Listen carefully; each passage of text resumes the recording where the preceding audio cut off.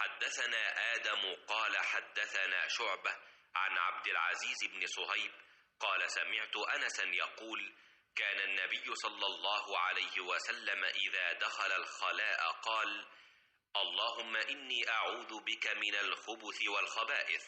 تابعه ابن عرعرة عن شعبة، وقال غندر عن شعبة إذا أتى الخلاء، وقال موسى عن حماد إذا دخل، وقال سعيد بن زيد حدثنا عبد العزيز إذا أراد أن يدخل۔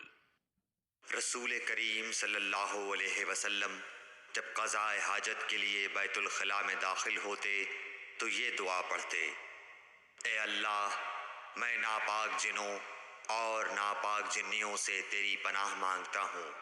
صحیح بخاری حدیث نمبر 142۔